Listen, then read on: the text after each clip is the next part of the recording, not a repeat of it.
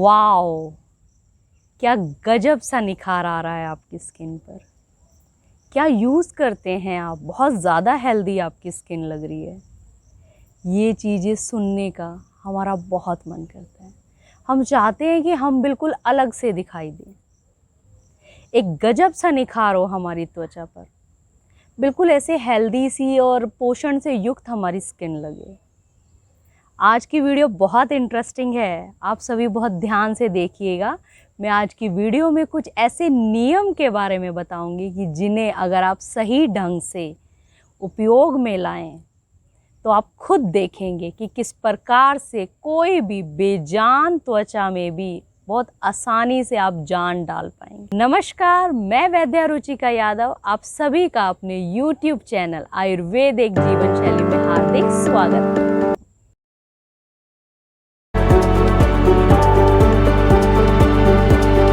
आज की वीडियो में हम ऐसे 5 नियमों के बारे में बताएंगे जिसको अगर आप अच्छे प्रकार से प्रयोग में लाएं तो आप एक गजब सा निखार पा सकते हैं। नंबर 1, सबसे पहला नियम है मुख प्रक्षालन, जिसे कि हम क्लिनजिंग भी कह सकते हैं। इसमें आपको नेचुरल क्लिनजर को यूज़ करना है। अगर आपकी ड्राई स्किन है, दैट मीन्स वात दोष बहुत ज़्यादा बढ़ा हुआ है, तो उसके लिए बहुत अच्छा नेचुरल क्लिनजर है कच्चा दूध। आप कॉटन स्वैब लीजिए, कच्चे दूध में डिप कीजिए और उससे अपने फेस को क्लीन कीजिए।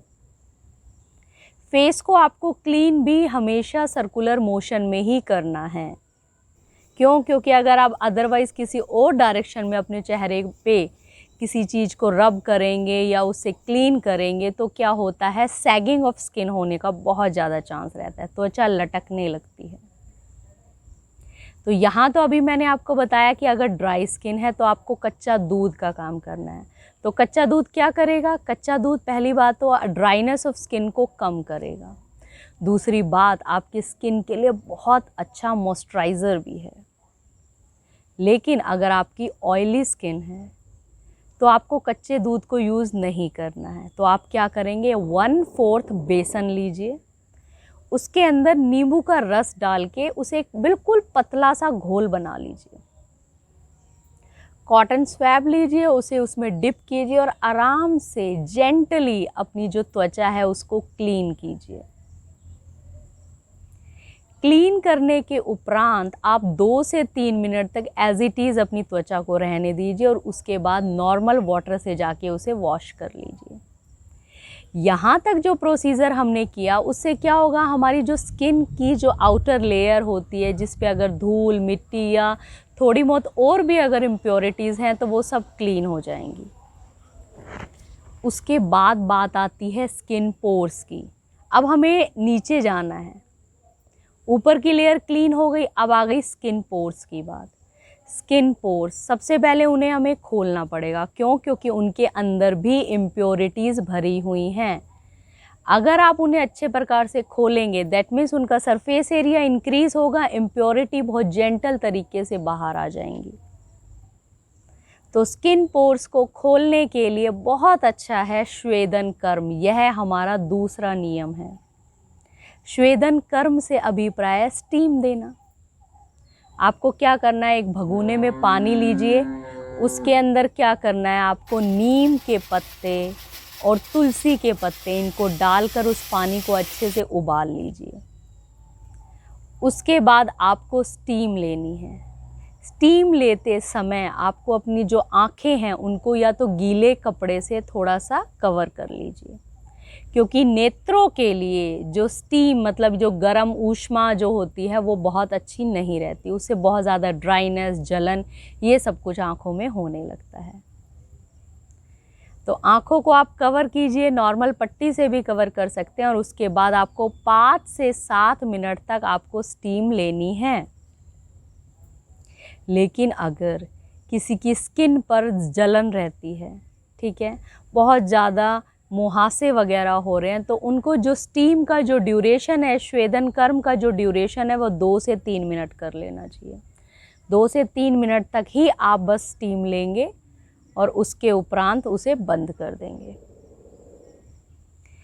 इससे क्या होगा, स्टीम लेने से क्या होगा, आपके जो स्किन पोर्स हैं वो बहुत अच्छे प्रकार से खुल चुके हैं।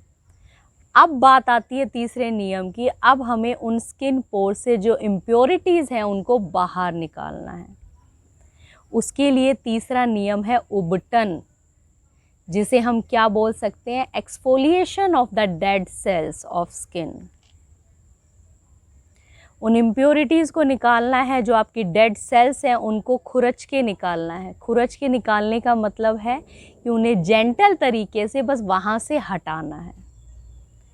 उसके लिए अब हम हर्बल एक सॉल्यूशन बनाएंगे, उबटन बनाएंगे। उसमें आपको क्या लेना है, मसूर की दाल जो कि ऑरेंज कलर की होती है, उसको मोटा दरदरा पीस लीजिए।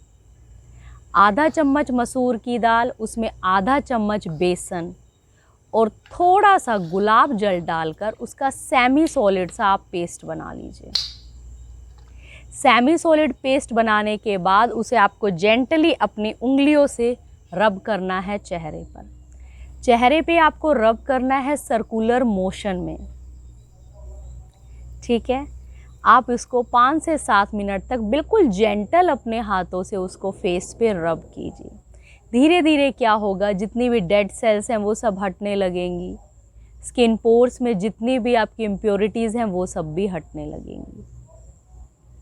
आयुर्वेद में इस उबटन के लिए त्रिफला चूर्ण का भी वर्णन आया है कि आधा चम्मच त्रिफला चूर्ण, उसके अंदर आधा चम्मच बेसन और थोड़ा सा रोज़ वाटर डालकर भी आप इससे उबटन कर सकते हैं।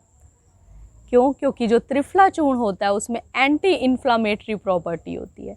अगर स्किन पे थोड़ी बहुत कहीं सूजन वगैरह होती है तो वो उसको भी एक प्रकार से सबसाइड कर देता है। दूसरा, त्रिफला चूर्ण के अंदर क्या होता है, आंवला होता है जो कि रिच इन विटामिन सी होता है, जो कि कोलेजन की प्रोडक्शन में हेल्प करता है।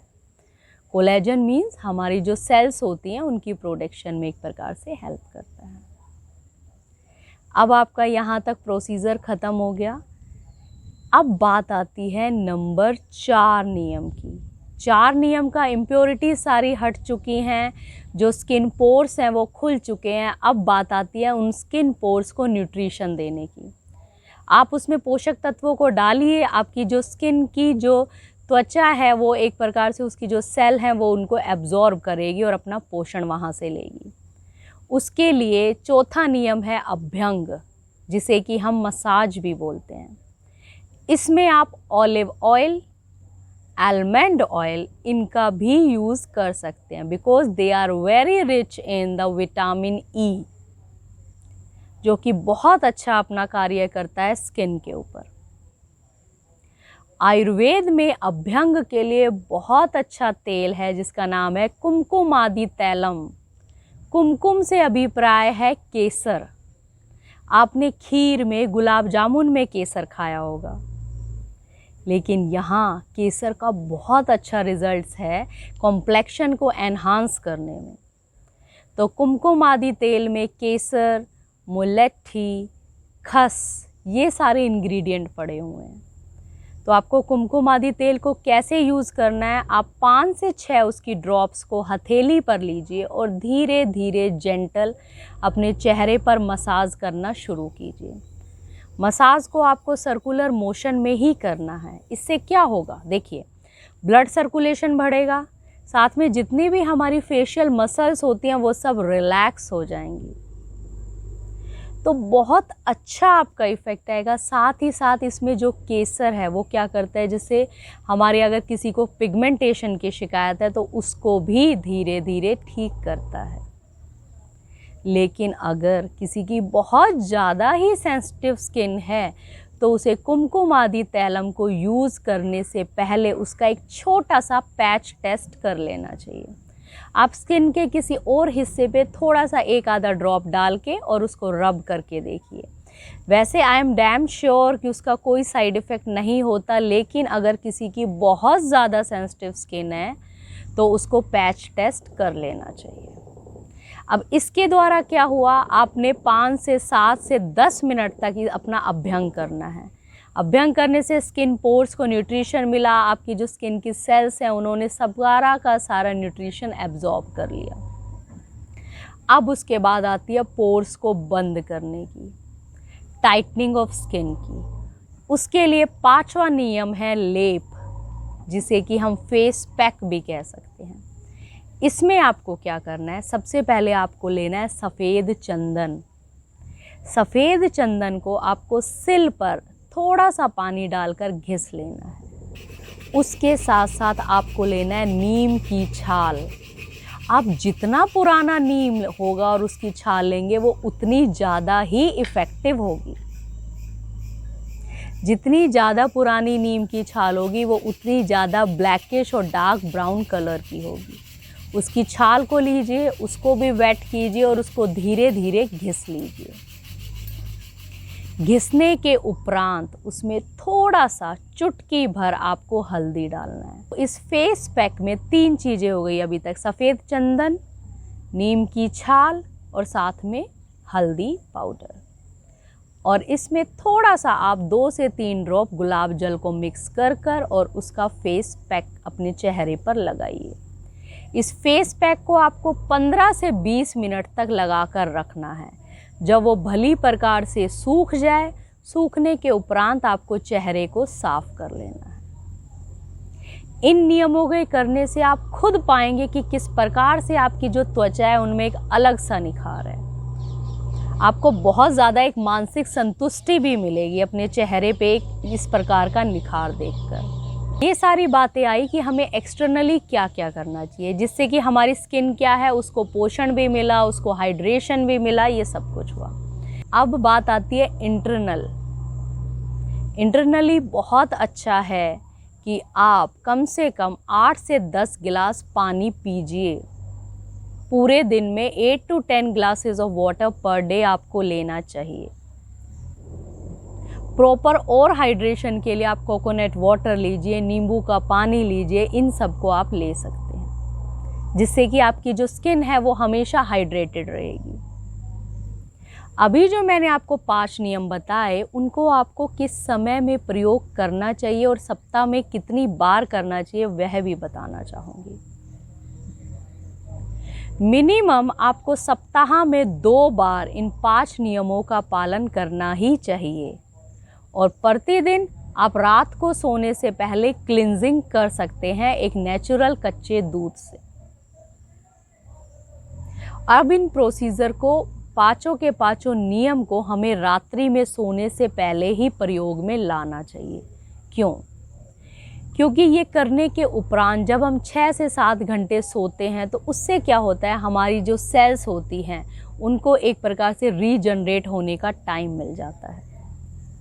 हम रेस्ट कर रहे हैं, ना तो हम बाहर जा रहे हैं, ना कोई सन का एक्सपोज़र हो रहा है, ना कोई धूल मिट्टी इसका एक्सपोज़र हो रहा है। तो हमारा जो स्किन होता है वो बहुत अच्छा रहता है, अच्छे से रीजनरेट हो जाता है और जो भी पोषक तत्व उसको एब्जॉर्ब करने होते हैं उनका भी प्रॉपर तरीके से एब्जॉर्प्शन हो जाता है। तो आज की वीडियो आपको कैसी लगी आप मुझे कमेंट बॉक्स में अच्छे से लिख के भेजिए। अगर आपकी कोई क्वेरी है तो वो भी आप मुझसे पूछ सकते हैं। अगर आपको मेरी वीडियो अच्छी लगी हो तो मेरी वीडियो को ज़्यादा से ज़्यादा शेयर कीजिए और मेरे चैनल को सब्सक्राइब कीजिए। धन्यवाद।